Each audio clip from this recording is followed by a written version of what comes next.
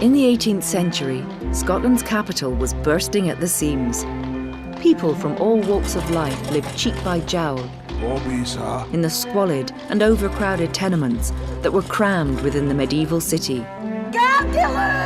With no sanitation, all their waste was unceremoniously thrown out onto the streets. In 1766, a young unknown architect won the competition to design a new town for Edinburgh. James Craig's visionary design was to transform Edinburgh into one of the most fashionable cities in Europe.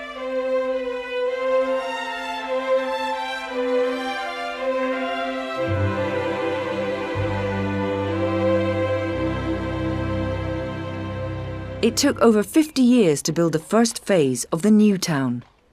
Number 7 Charlotte Square was one of the most fashionable addresses in Edinburgh. Behind the elegant facade, the household servants have been up for hours, preparing for the day ahead. The Georgian house is a model of efficiency.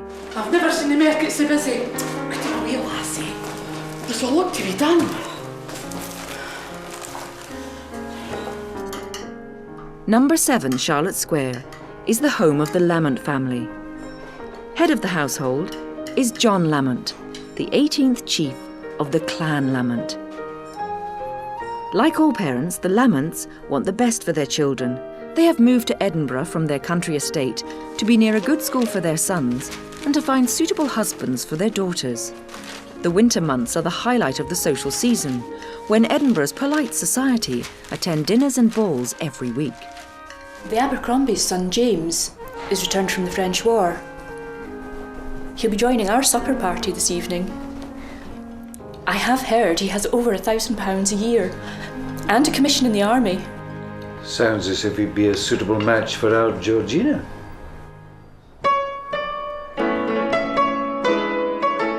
Georgina, like her younger sister, does not attend school. Instead, the girls are tutored in the skills that are essential to any young lady's education.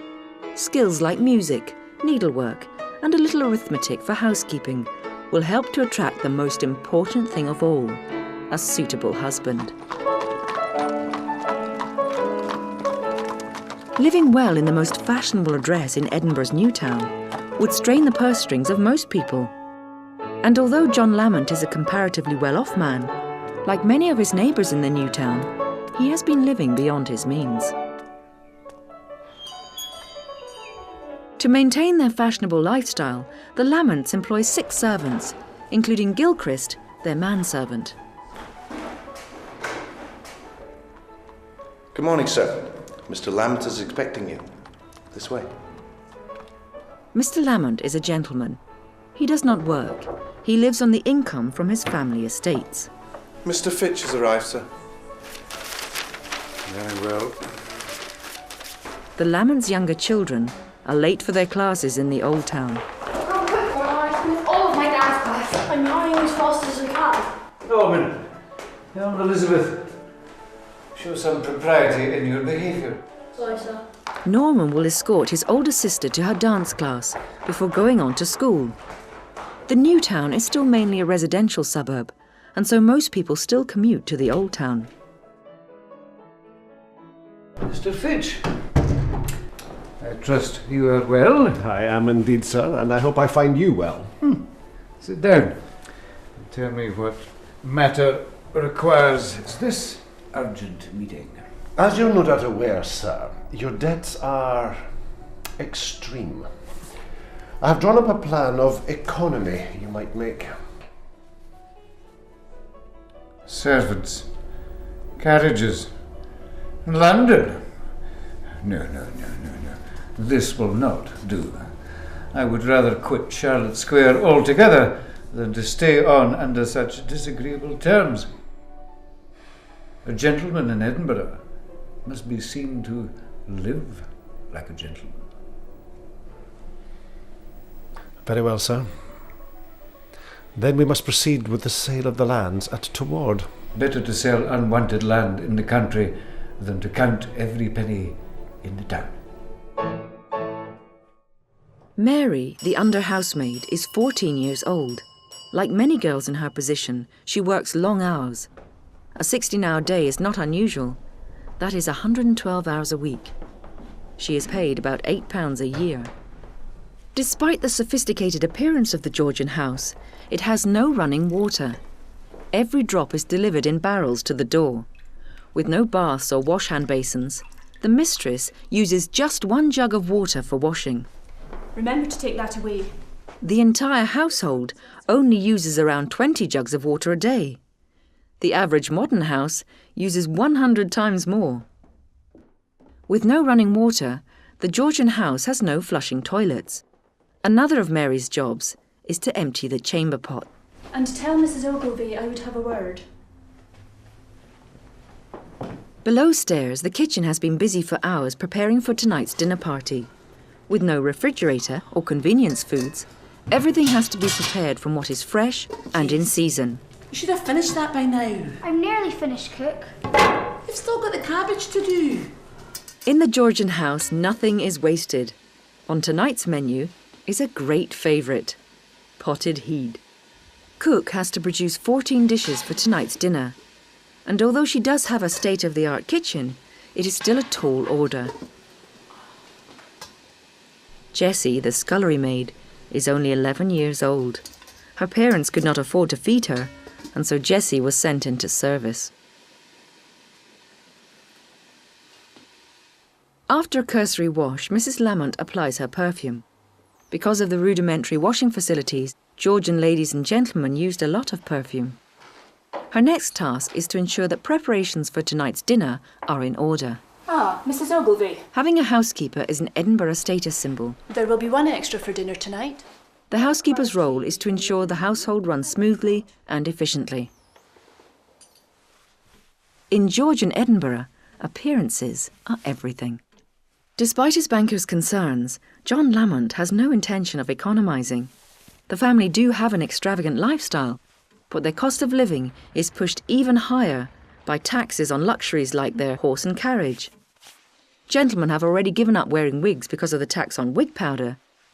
There is a tax on windows, wax candles, and employing a manservant. And now there is a very unpopular new tax that the government has introduced: income tax. This is to finance the current war with France. John Lamont is going to have his portrait painted, this time by the most sought-after artist of the day, Henry Raeburn. From there, he might go on to his club in the Old Town, although the High Street will be very busy today. A 15-year-old youth convicted of housebreaking is to be hanged. In Georgian Edinburgh, public executions are a very popular form of entertainment.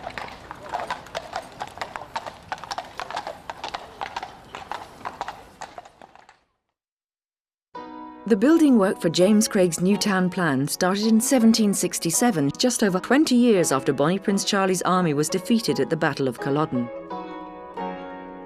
Edinburgh had to convince the rest of Britain that the city was loyal to the British king, George III. James Craig's plan, with its royal street names, had struck exactly the right note of loyalty to king and country.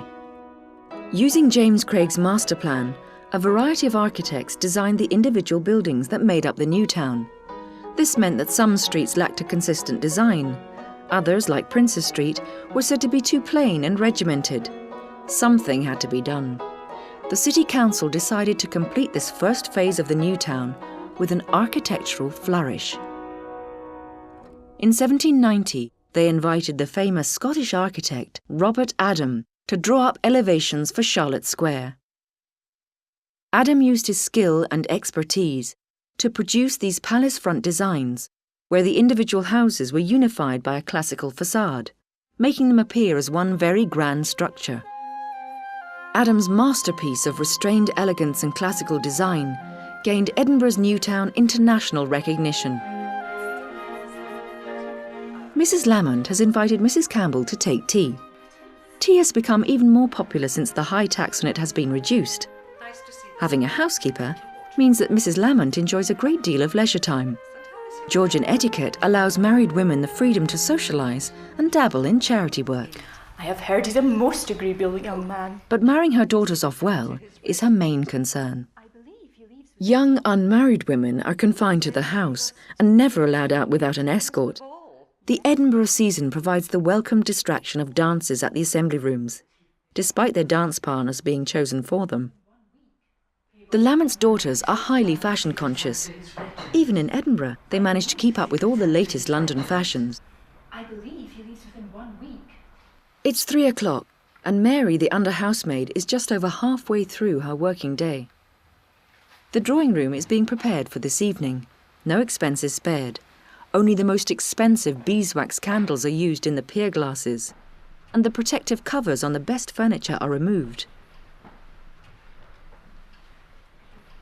Downstairs in the dining room, Mrs. Ogilvy, the housekeeper, checks that everything is in order. The table is laid out exactly to her instructions. Thank you. Gilchrist is preparing the wine and port for this evening's dinner party. Over a dozen bottles will be required. This is an age of very heavy drinking. In the winter, the days are so short that cook has to complete the final preparations in the gloom. Unlike the candles in the drawing room, the tallow candles used in the kitchen are made from animal fat and give off a poor light. Cook has laid out a selection of the finished dishes ready for Mrs. Ogilvy to inspect. The raw ingredients have been transformed into a feast fit for kings. Some of the dishes are so elaborate they have taken days to prepare.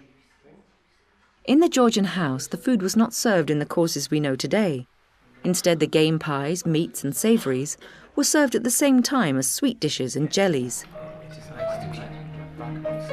The Lammonts' guests have arrived and dinner is served at 5 o'clock.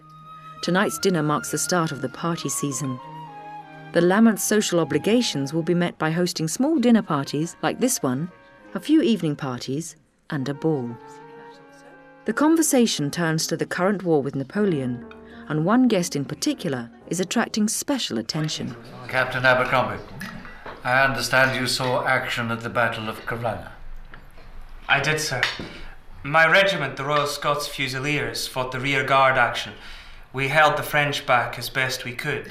Is it true that we sustained rather more losses than we were led to believe? That would not have surprised me, sir. The fighting was fierce.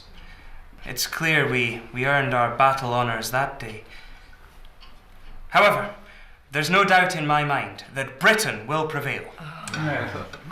As the dinner progresses, the dishes at each end of the table are removed and replaced by a fresh selection until the end of the meal.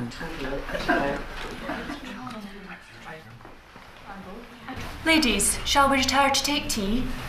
Once the ladies retire to the drawing room, things start to relax a little. To the ladies. The evening degenerates into interminable toasts and sentiments that provide an excuse for huge amounts of wine drinking. Win their hearts and never lose them. With the ladies absent, the chamber pot is used, sometimes without a pause in the conversation. Although the dinner has finished, downstairs in the kitchen there is still a lot of work to do. It will be midnight before Jessie, the scullery maid, gets to bed. Are you getting on with the alphabet that I taught you? Mary is trying to encourage Jessie's reading. She started in the house as the scullery maid, and so she knows how hard it can be.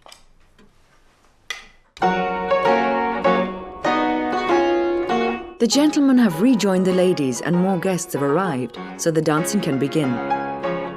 The Polonaise is a popular European dance that allows both the ladies and the gentlemen to display their poise and elegance in the splendour of the drawing room. The evening has been a great success. The Lammonts have confirmed their position in the polite society of Georgian Edinburgh.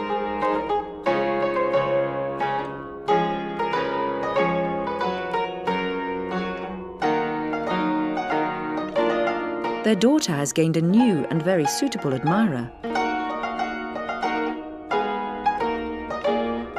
Number 7 Charlotte Square is a perfect reflection of their lifestyle.